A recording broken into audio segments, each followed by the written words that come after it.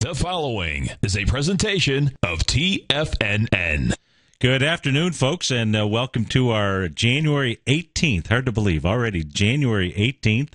Time flies, our live webcast, and I see we've got quite a few folks that are going to be listening to the archive. So, and for all folks that are new, I'll go through the presentation here. Maybe just jot down your questions, and we'll certainly have some time at the end to go over any questions that you have. Maybe some charts, just see how the time goes by. I did not get that many questions ahead of time, so let's go ahead and begin our presentation. Just a little bit of housekeeping, if you will. This year, of course, one of my favorite charts, or one of my favorite slides, just simply shows all the different types of markets. And, of course, right now we're in this one right here, the volatile marketplace, and we'll be in that for a while. One of our subscribers, clients, sent some of these really cool full moon pictures, so I blow through this pretty quickly. This is a list right here of all of the webcasts. Again, I do a webcast every other week. And if you do have some specific questions, just try to get them to me the day before or the early morning of the current session. So our next one is going to be 2 weeks from today on February 1st, always at 3 p.m. Now, one of the questions that was sent to me, and I want to get into it right away, was a question about why we went ahead and took a trade on the small caps, on the IWM, because we have been showing these other patterns out there. And what was really the decision-making process that I go through when I am putting on a trade? So that was really excellent question to be able to go through. And so I want to go through these. I really go through four primary steps in being able to put on a trade. Step one is I'm looking specifically at the chart it is that I'm trading, and what is the signal that is going to be on that chart. I like to take a look at it on a daily, on a weekly, on an intraday basis, and see if I get confirming signals, which we'll take a look at the IWM, and I absolutely got those yesterday. Step two, I take a look at, step one, when I'm taking a look at the chart, it's really irrelevant to everything else that is going on. Just simply what is inside that chart without any type of influence, and what would I do based on that chart. Then the second step is, what are the other indices or the futures stocks or the ETFs? What other signals am I getting out there? Because the idea is if you can get the general market correct, that represents maybe 50 to 60% of the trade. So you want to make sure that you're trading in the direction of the market. Now, in our case here, we're trading patterns where we are going to be seeing a trend reverse. And so the question is always, are we going to time it right to the day or the T or the price? Or in some case, you may get it a couple days early. In some case, you just simply don't get it at all. And and possibly make an incorrect decision. But step two is really taking a look at what's going on with the other indices. And so I'll show you how I went through that process yesterday as well. Step three, what are the other influencing factors out there? If it's a specific stock, what is going on inside the sector itself? Because if it's an individual stock, you want to make sure that you not only have the general marketplace correct, but you've got the sector as well. And are there any other correlations and money flows, things of that sort that I've included in the newsletter? And then always step four is where does a failed pattern move to? So if you go ahead and put on the trade, what I always do like to do, whether it's trading or anything else, I learned this in going to Harvard Business School with IBM, and the way that they always took a look at anything that they did was they put all the intelligence into being able to make a correct decision, make the trade, if you will, business decision, whatever it was, and then the very last thing is, what did we overlook? Where does it move to? Where, if we failed, where do we go from here? So that's really step four, and so we're going to go through that. So as I say, step one is, what is the signal on the chart? And so what I have up here is I have the IWM, and the IWM, we're taking a look at that swing point from October the 27th. We've got the red line that is going across right here, and what we can see is we had volume of 129 million shares on this day. And yesterday we had a signal. We had 34 million going into 129 million, less than 30%. I don't remember the exact percentage off the top of my head, but very, very light. You can see here that we also had volume decreasing, if you will. And so on the daily chart, this just simply said, you know what, we've got a signal right now today. If I were just going to be trading this chart, not paying attention to anything else, is this a textbook chart of what we would teach in a failure with price and volume at a swing point? And the absolute answer was yes. So that was where late in the afternoon yesterday, I said, okay, I'm looking at this chart. Now, that's after going through the other four elements, and then I went ahead and sent out the trade. So we had that failure yesterday. It was confirmed going into the close, and that was part of step one. Additionally, part of step one was taking a look at what was going on inside the futures marketplace, and going on inside the futures marketplace, also taking a look at the swing point from October the 27th. We also had a failure. So we had two failures at that swing point, even though I was taking a look at this as a possible projection. I knew that here's where it would likely go to. So in this case here on this chart here, I kind of have a built-in step four, if you will. But, we've been taking a look at this. We've been taking a look at possibly going short into the new moon. But with regard to the volume yesterday and the other patterns, you'll see as I go through this, at least why the decision was made. Then I started going intraday. And an intraday went from the daily chart down to the 120-minute chart. So on the 120-minute chart, and again, part of going down intraday, and you can do this 120, 60, 30, 10-minute chart up at the swing points, was going back to the October 27th swing point area, which is this swing right here, where I've got the line. And on the 120-minute chart, was it also providing the same signal? And the answer was yes. We had 10 million shares yesterday on the 120-minute chart when it actually broke through, which was right here. This is picking up some of today's action. I think I did this chart maybe, I don't know if this is the time here. I guess, I don't know that is the time, the exact time. Probably about 1:30 right here, 1:30. And so we had 10 million going into 28 million, and we had a failure, and we had that failure last for a couple of hours. So that was giving another signal on this specific chart.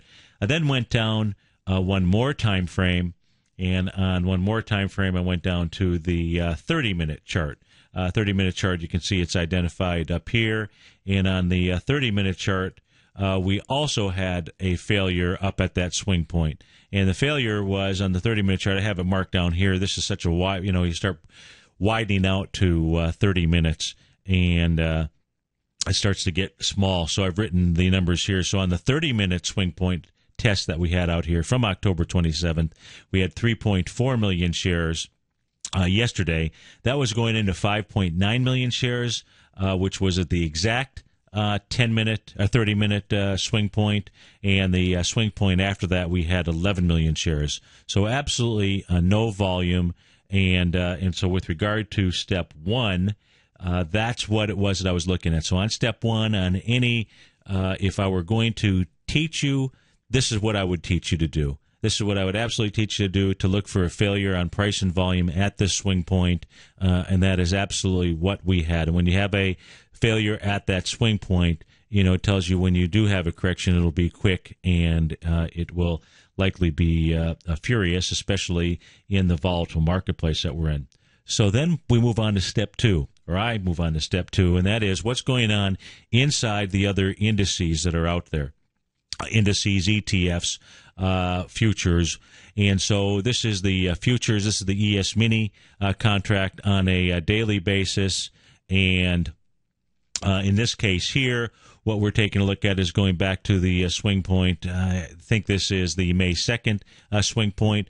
And as I just simply drew my descending lines, what we saw happening yesterday, we saw us coming into this resistance area, and we were also doing that on light volume. So it was a normal resistance area. Looked like from a volume standpoint that it was not going to get the opportunity to really push up into the pattern here. What we were dealing with when we're coming up against a move of a move, 100% move of a move, if you will, and we're inside this area, and you just simply couldn't bust it up, as you can see with this descending tops coming down and still taking on the October 27th area. This was indicating to me, because yesterday was the first time we actually hit it, that putting that together with the IWM, that said, okay, that's another confirming signal for me. Continuing on with step two was actually taking a look at the Dow futures. The Dow futures, the blue line here is actually going back to May 2nd. The red line is going back to the actual October 2007 highs. And so I saw this area here as also being a significant resistance overhead. And therefore, that was another confirming signal that said, okay, maybe this butterfly pattern that completes up here is just simply not going to take place. When we were drawing that butterfly pattern, originally, it was early on in the move here, and it was really soon we got back from the new year, as the Dow was able to push up over the 28th, the October 27th time frame. Continuing on with step two in my analysis yesterday was looking at the NASDAQ futures, and the NASDAQ futures, what I was seeing was that we had basically completed an A to B equals C to D, even though it didn't hit the exact target area. 2412 would have been the target area, and so on the NASDAQ futures, I said, okay, we've completed an AB equals CD pattern, or close enough to it. So that also was for me another confirmation that when again looking at the specific individual stock that we were trading, in this case here was the small caps, the IWM, that made sense. Then I go on to step number three, which are what other influencing factors are there to putting on this trade or not putting on this trade. Well, what we know that we had yesterday was we had a perigee lunar phase, and really from a trading standpoint, from a charting standpoint, we really had a combination, because the 16th the market was closed, and so we had both a third quarter lunar phase coming in with a perigee.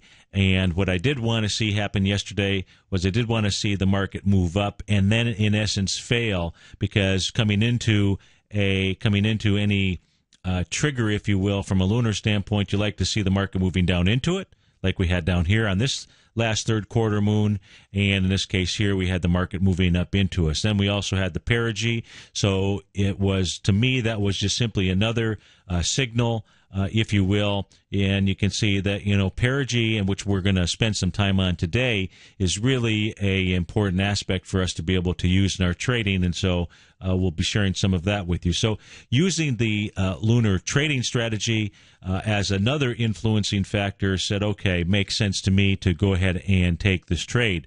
What I've also been watching, because I went back and we were taking a look at, if I back up here just to one slide and take a look at the actual NASDAQ futures up here, and this was making an ABC, completing an ABC pattern. There is something else that I track and only use this at times when I'm looking for a divergence, and this is what I call, this is the dollar-weighted volume chart. This, in this case here, is showing the actual NDX, or the NASDAQ 100, and what I'm showing here across the top here with this red line is how we were coming back and we were making a high. Now, today we'll make a higher high. I won't have this chart until later on after the markets have closed. But what you can see here is we were making, a move of a move from a price standpoint, but with regard to the when you have divergence here, and this dollar-weighted volume is taking a look at all of the stocks in the NDX 100, and if it has a gain,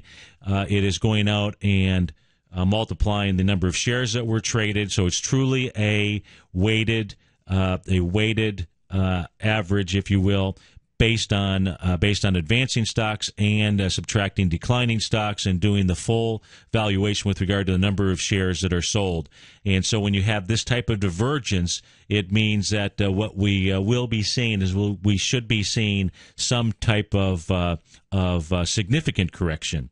Now, that being said, with the NDX 100, which had been the leader on the way up and seeing this type of divergence, if I went and took a look at the SPYs on this or the Dow, the Dow and the SPYs do not have the same type of divergence. They've actually kind of been moving lockstep. But the NDX showing this type of divergence, to me, that was another influencing factor that I use in my decision-making process. An additional influencing factor is what's going on with the dollar index because of the correlation that we have with regard to the directional movement of the market. It was important for me to understand what's going on with the dollar index. So this is the chart here from yesterday. This is not today's chart, but this candle here represents the close of the dollar index yesterday when it closed out. Well, I don't know, 81.36. I don't know if that's I guess that is where it actually closed out. And what you can see here is I'm showing the trend line. That is the blue line from top to bottom as the dollar index has moved up. And what I'm showing here are all of the bullish candles. And the candle that was also very significant, the most recent candle, was this bullish engulfing right here that took place a couple trading sessions ago. And this candle here engulfed 5 candles. 1, 2, 3, 4, 5. Very powerful when you can have a bullish engulfing candle engulf more than one candle. We had that one other time during this move here. This was actually a bullish sash, meaning it actually opened up a little bit above the close of the prior trading session. And so we've had all along the way, we've had some very bullish signs, very bullish candles, and with the dollar index moving down and rejecting the trend line yesterday, that was another influencing factor. And these influencing factors still exist. Most of them exist today. The dollar index, we'll see, has broken that trend line a bit, so it means we have to be careful. We have to watch what's going on out in the marketplace. But I'm still no reason to change the trade. We only did risk 0.5% of capital versus normally 1% of capital. So even though I had all these influencing factors, this being an additional influencing factor, which was taking a look at what was going on with the euro. And this is the close of the euro, and the euro being unable to get outside of the August 25th, August 26th P-index time period, said, okay, the work may not be done to the downside, and because we have not tested the bottom of this, and below that is actually a completion of an ABC as well as a 0.786 off of some other lows. So that was an influencing factor. And then the last step, step number 4, is where does it go if we have a failed pattern? And that still says that the IWM goes to 79.60 as we're speaking right now. The IWM is trading out at 77.55. So we'll come back and I'll go ahead and put those charts up there. But this is the 4-step process, if you will. I recommend it to everyone else when you're going ahead and putting on your trade. It's just a standard routine process that I go through in order to be able to go ahead and pull the trigger. And what I'm looking for reasons to not pull the trigger. Well, in our case, the reason to not pull the trigger was that knowing that we also have this new moon cycle coming in on Monday, and that the market still could move up through that. My decision was, let's go ahead and risk 0.5% right now. We'll add to that position if the market does move in our direction.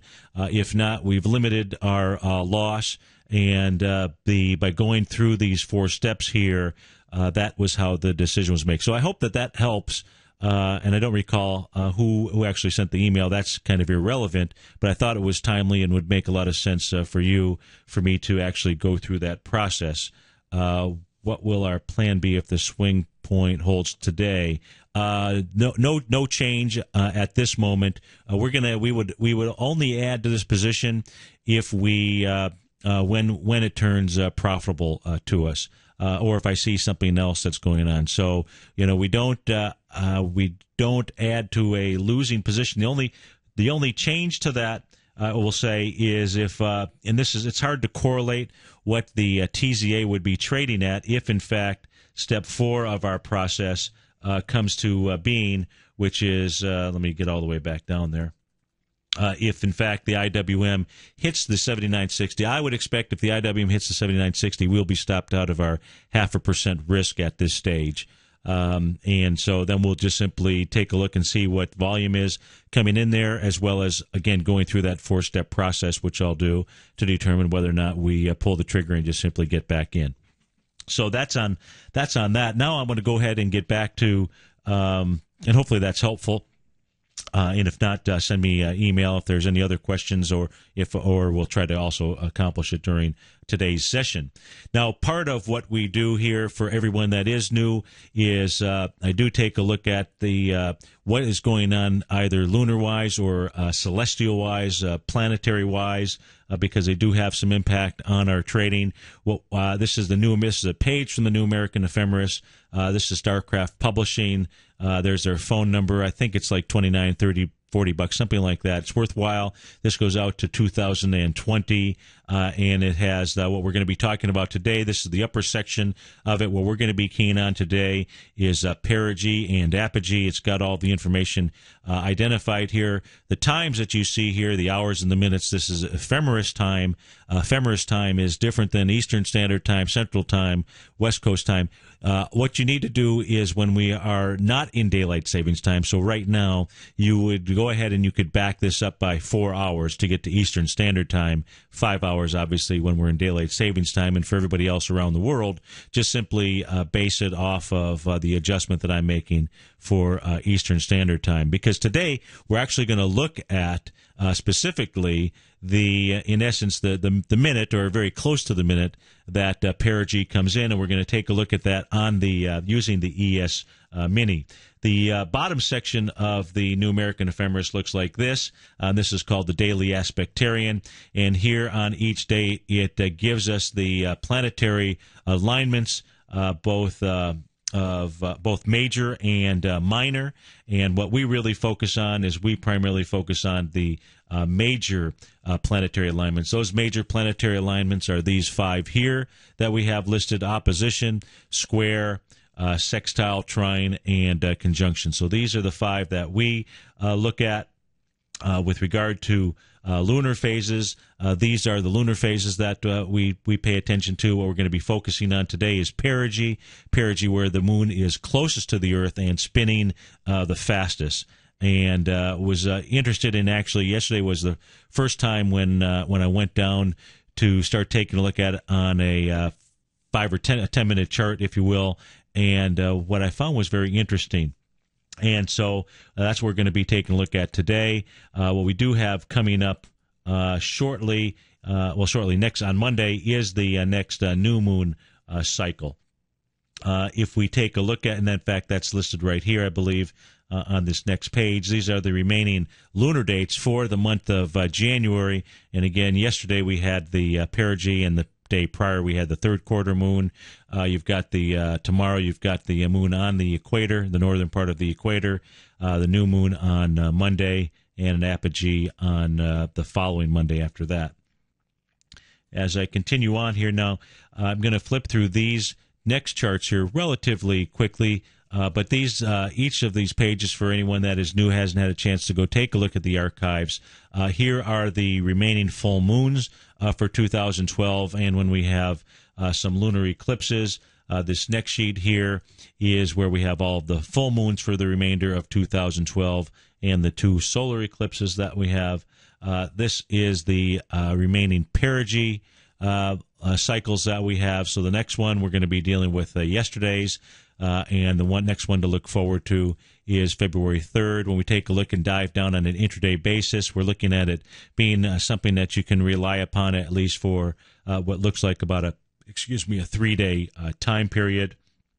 And I mean 3 days forward from the time that it actually occurs. Here are all of the apogee cycles. And, so what you can do is you can go back to the archive of this, play this, stop it, and go ahead and notate these on your calendar if you'd like. certainly you'll get them from me all the time. Here are all of the dates and times, again, ephemeris times when the moon is on the northern equator. Next up is the first quarter and third quarter moons going out through December of 2012. And then we have the on the southern equator, the dates and times for that. This chart here, for all of the clients that have been with me for either from the beginning on, this next chart here is a distribution of planetary index dates going back over 300 years, 1800 to 2100, and this is a distribution of how many planets line up on each of those dates. We do pay attention to this. Just please go back to the last workshop that we did 2 weeks ago.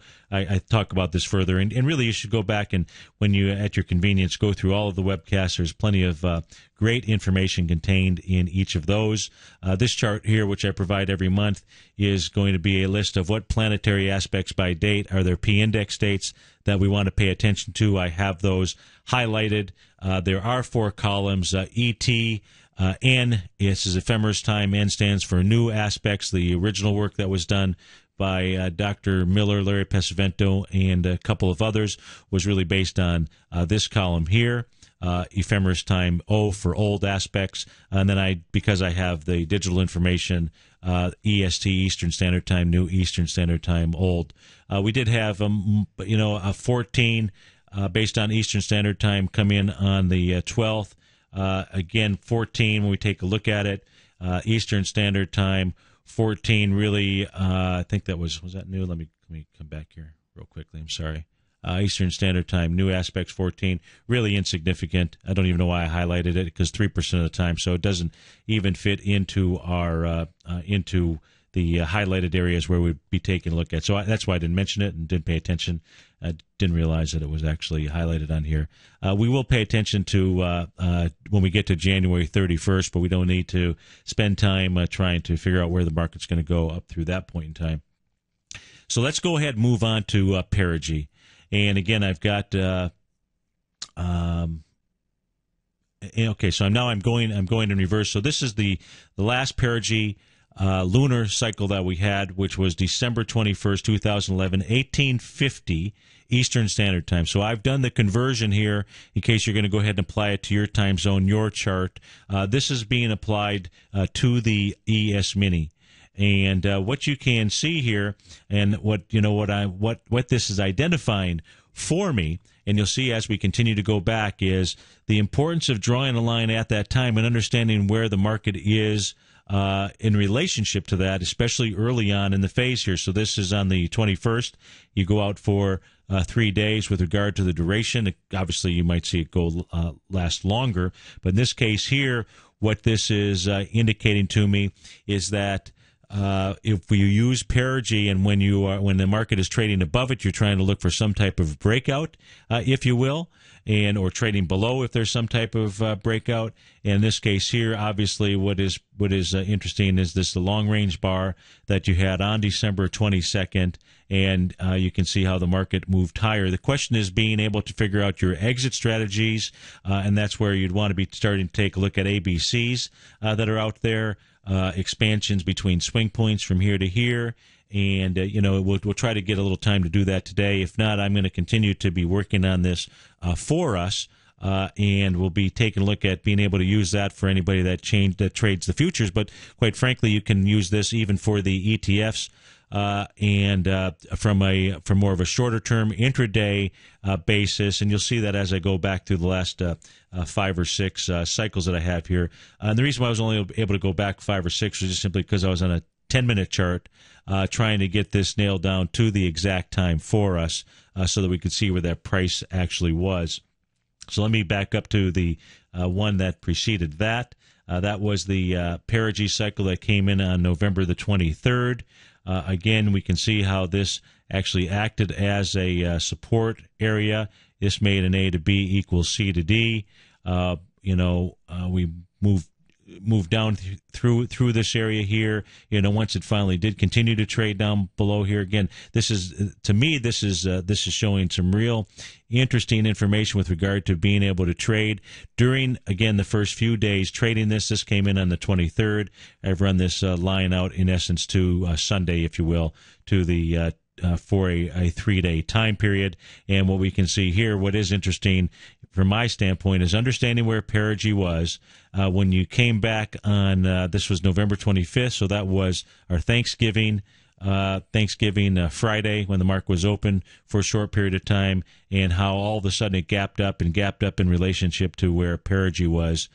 To me, really interesting information to take a look at it and dive down all the way into a 10-minute chart. I've only used those perigee apogee aspects on the daily charts that you've been taking a look at with regard to the SPY lunar trading strategy. So again, as I've dived down and we go back further, we go to October 26, 2011. Here it came in at 7:27 Eastern Standard Time, so that's probably the 7:30 area. You can see how this simply held as resistance here, and I don't know, this probably was not a full completion of an A to B equals C to D. This blue line here came in on the 27th, so I'd say through the 30th. This takes it through the 31st, and when this thing did not act as support. So what's interesting is, we normally use swing points. The first part of today's session was all about using swing points and understanding volume and rejections of those swing points on price and volume. And now when I take a look at perigee, which we had been using to mark a daily high or low and a turn in the market, now we're seeing that from an intraday standpoint. If you trade any of the ETF, any of the triple ETFs, double ETFs, single ETFs, if you want to start trading a little bit on a shorter term basis, if you will, I think you're going to want to pay attention to perigee and go back and take a look at it on the exact vehicle that you trade. And I suggest going back and taking a look at it on a 10-minute basis, 10-minute bar, if you can. If we go back and take a look at the perigee aspect preceding that as well, September 28th. So you can see here, as soon as September 28th, as soon as it broke through this high, this area right here, is this just coincidence? We're just going back and taking a look at each successive one going backward, and you should at least be aware of it, in my opinion. So if nothing else, if you wouldn't trade from it, I think that you absolutely, or I will absolutely, we certainly need to be aware of what is going on with price. And certainly today, if we'll go and take a look at today's chart, I can tell you that, it has broken above that area. And so, we're already in the trade. We got into the trade for a certain reason. I don't see any reason to go ahead and take us out. I'll let the market go ahead and do that. But in this case here, we've gone back. This is probably our fourth or fifth one. Well, let's go back one more. If we had been using the exact timing of perigee as we were trading the ES Mini, would that have helped us in our trading plan? So this one here goes back to August 30th. This one occurred on a Saturday. So August 30th, sometimes these are going to come in on Saturday or Sunday. And so where this blue line here is drawn is really at the close, very close to the close of Friday and the open of Sunday. If I were taking a look at any of these bars here, the only bars with any conviction, as we can see, is as you came up right through it with this wide-ranging bar. So if you were aware of where perigee was on the line here, and you just simply were patient, I would say there was possibility. This would also, as you came down through it here with this wide-ranging bar, that was indicating to me, that would be another signal. Of course, you have to be aware that where is it that you're trading against? Where are you going back through? In this case here, it stopped at the move of a move. And so if you were looking for this area here, to me, this would not have been a place where I would have made a trade knowing that you were coming back here. I might have done that as you came back to a retracement area. I would say the more ideal retracement area on this would have been coming back and testing, the top of this line if we were to go ahead and treat this as a swing point. So if we go back and take, I think there is one or two more cycles that I have. We go back and take a look at the next one. This is the one from August the 2nd. 2011. And again, this is the exact timing. This has also occurred on Saturday. And so I went back, and this was really at the close of Friday and the open of Sunday. So I feel like that is a good enough point, line of demarcation, if you will. And, and this is, at the exact area. So you can see how interesting it is that the market moved down from here, came up. This held as resistance. And these perigee areas, are really not swing points, if you will. As you can take a look through here, a swing point's going to be a defined high or a defined low. These are occurring during the middle of the session, and how this area here held as resistance. Now, when it finally did come up through here, it was coming up, with a wider ranging bar from a price standpoint. There is, I believe, one last one to take a look at going back to July 7th. You can see here over to the left, here's where my charts ran out of data. And I'm going to see if there's, I think on the Dow, I can go back on the actual, the reason why I want to use the futures contract is because these are coming in at all different times of the day, morning and evening. And I may have some other historical data for the OEX or something like that. So, I'm going to continue to do some work on this because I think this is important for us to be taking a look at, especially if you're somebody that trades the futures, and you can apply this to some of your other charts. So I'll provide you with, if you would like, some of the other historical dates so that you can go apply it. Just go ahead and send me an email, steve@tfn.com, and I'll go ahead and send you that list of dates. The last piece of the last thing that I wanted to go through today before we start taking questions or go to any live charts, if you will, is I had another question that did come in on Bourne. That is one of the stocks that we're in. Really great question. This is somebody that has some familiarity with Bourne, has been trading Bourne or watching Bourne for a couple of years. And I don't know that I've mentioned this. I may have mentioned this early on when we got into the trade, because we've traded this since the October timeframe. The first time we took out, about almost a 3-to-1 reward to risk on a portion of our trade, and we're doing well in this. This is from a technical standpoint, from a chart. You are always looking for stocks that have volume at the highs. If you have volume at the highs, you have about a 70% chance that you're going to go back to those areas. In this case here, the Bourne stock has it on the daily, has it on the weekly, and so the weekly chart here, we're really looking at our ultimate target in Bourne would be coming all the way back up here into this $20 range. Bourne is one of these stocks where, from my standpoint, we're taking a look at this as a longer-term trade. We will take profits along the way. As it pulls back, we will go ahead and add to positions and so forth, and we'll just continue to trade it like that until it just simply doesn't work. The red line, though, and what I want you to understand is Bourne is also really a commodity play. It's more a play on corn. If you go back and you take a look at Bourne, see what they actually do, if you look at the fundamentals, you will see that they are profitable. This is a company out of China. I don't know that they utilize general accepted accounting principles, but they are audited financial statements, I believe. But they do show profits. Obviously, the PR release, and I included that in the newsletter, was that they have sales to take. They have sales that will take them to full capacity of their production, within the next couple of weeks. Now, the good news is somebody might say, well, geez, if they've already sold out their production, how are they going to grow? I say this is China. This is China, and I'm sure that being able to grow and get the factory going and expanding is not that difficult of a situation. But what I really wanted to be able to show you is the red line here is the price of corn inverted. And the reason that it's inverted is just simply, again, so that what this shows is as the price of corn was going up, that means the red line is coming down. You can see how the stock also was also coming down, and corn is their primary commodity.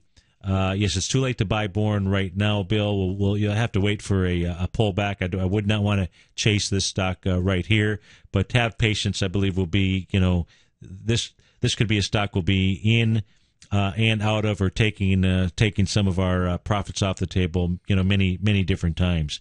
But what I do want you to understand is that this is really a commodity play as well.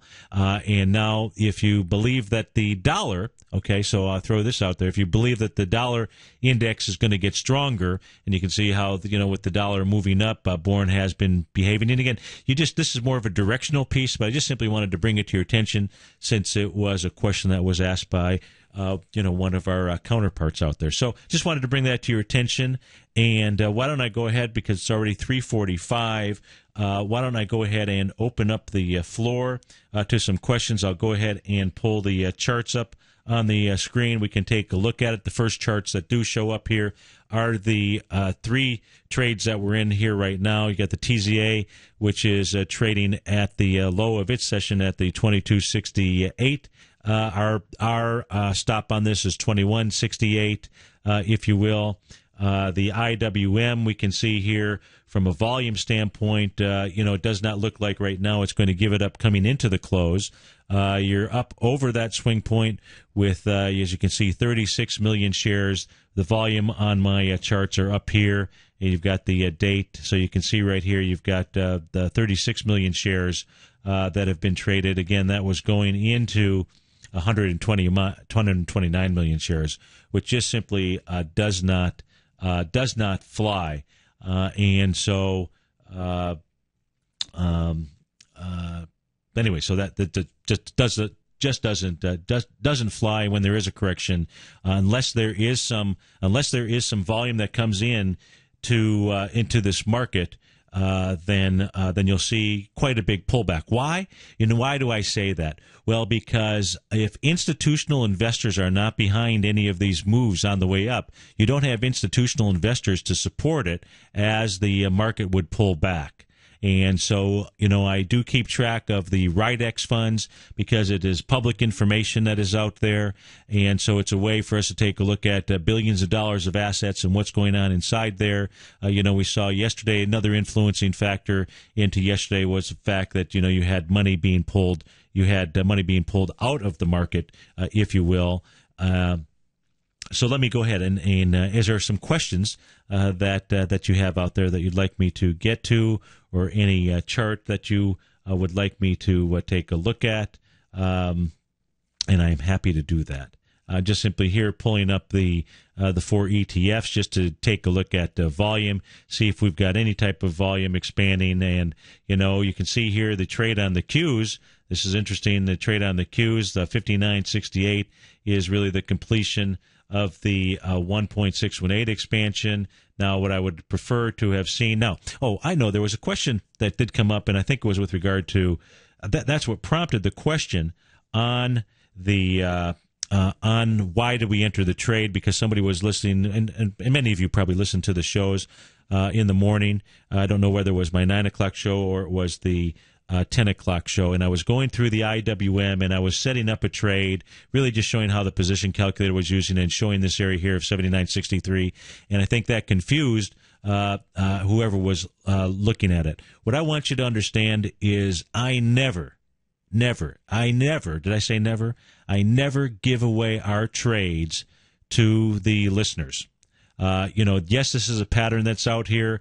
Wasn't saying that was the pattern that was going to hit. I did mention that we had put our shorts on, but so if you are, listening in on the show, I can tell you that my focus is always on you. It is always to, there's some information that's going to be contained in newsletters or what have you that end up being share just general information with regard to the markets or what it is that I'm seeing, but I just simply never, ever will give away one of our trades until we're in it and it's too far for somebody to chase, because I wouldn't want somebody to chase, but just simply to use that as an example. Now, the example that I did give on the IWM, if we do get stopped out, and it does move up into this butterfly or this Gartley pattern here. The trade that I did give out, if you will, as an example, is a trade that we will likely take. But, I will go through that same 4-step process that I just walked you through. And if something is telling me that we shouldn't, such as what's going on inside the currency marketplace, because of knowing that, let's say, because we've got the directional aspect of what's going on with the euro or what have you, then we may not get into it. Now, I will say, a little bit of pause for me right now is the mere fact that we were at the bottom. You did make a bullish engulfing pattern here yesterday. Only engulfed this one candle. You like to be able to see those be tested. So you've had a decent move here in the euro, but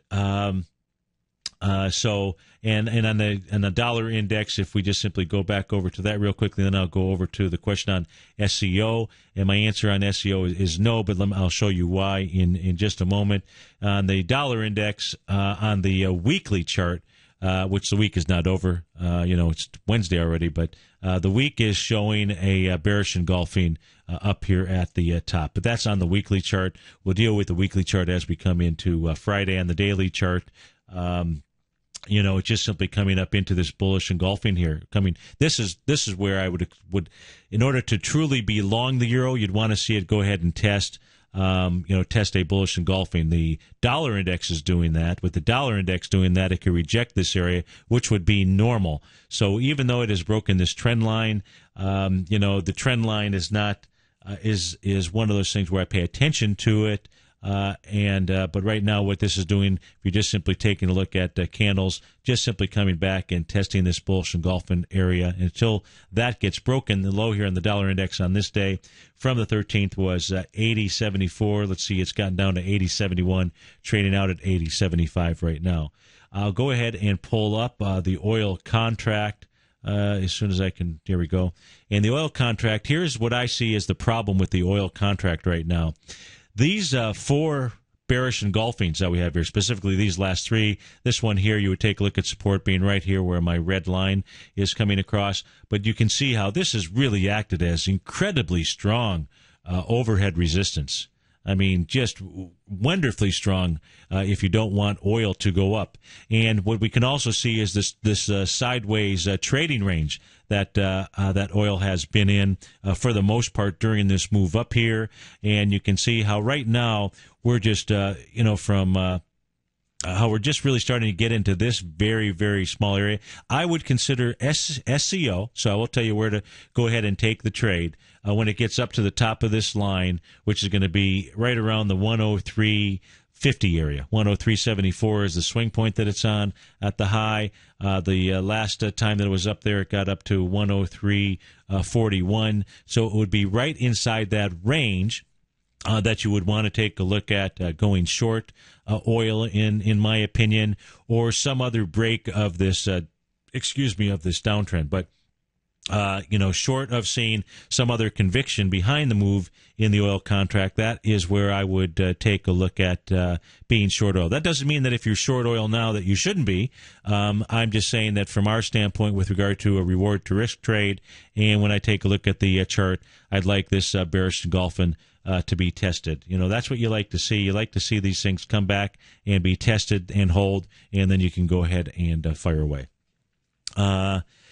Any other questions? 3:52, and we'll go ahead and try to wrap this up in the next few minutes or so. See what else can I take a look at really for you. See if there's anything else that is out here. You can see that the mini ES Mini is attacking this descending tops trend. I'll have to wait and see where the futures actually close out. As we saw, just simply in taking a look at the ETFs, not the volume, substantial volume in here. You can see that the Russell 2000 is struggling. With everything else has you've cleared your area here on the NASDAQ futures pretty well. You can see that the high from yesterday was 775. You're trading at 775.30. So you're over yesterday's high by 30 cents. Not exactly a spectacular move in the small caps. The small caps, in my opinion, are the place to be on the short side of this market. And those folks that have been with me long enough know that I will, when the market gives us more different information, that I will change my mind in a heartbeat. I am a perma bull and perma bear, if you will. I am always looking just simply for a probability opportunity. Platinum. We were scouting platinum, if I remember.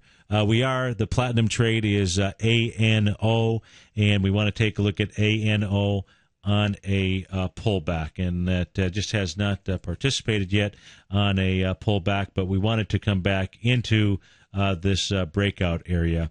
Somewhere we'd like to probably seek you right into here. The high on this was 42 cents. I think recall where I think we're buying it at 44 cents, a couple pennies just above that. And let's just be patient and wait for this to pull back. Yep, A&O is still on. And again, it's a longer term. And this one, folks, this is traded as an option. I do have a stop in there of 22 cents, I believe. Pretty wide stop. I still, in any event, this is not anything to go crazy over. This is just a trade. There's nothing. We will make plenty of money just simply by only risking 1% or less. And the times when I will put on 0.5% is because there's still reasons to be. There's always reason to be cautious. But when I have everything line up, then absolutely it's 1%, no questions asked. We go ahead and enter the trade. So 3:55. Happy to take one more question. If not, I really appreciate you attending live, and always feel free to contact me by phone in the office. Why a penny stock? ANO is truly a play on platinum. That's why this really, if we pull this thing back here, let me put this on this thing here wants to trade up into this high volume bar, right up in here into 92 cents. So this looks like a very, very nice trade. If you believe that the economies of the world are going to get better, platinum is just simply, it's a good commodity to own, used in the production automobiles and so forth, catalytic converters, things of that sort. So that's why ANO. Folks, thanks so much. Have a great afternoon. Again, you can always reach me by phone or by email, and I'll look forward to speaking to you tomorrow by email, by newsletter. Take care. Have a great afternoon. Bye-bye.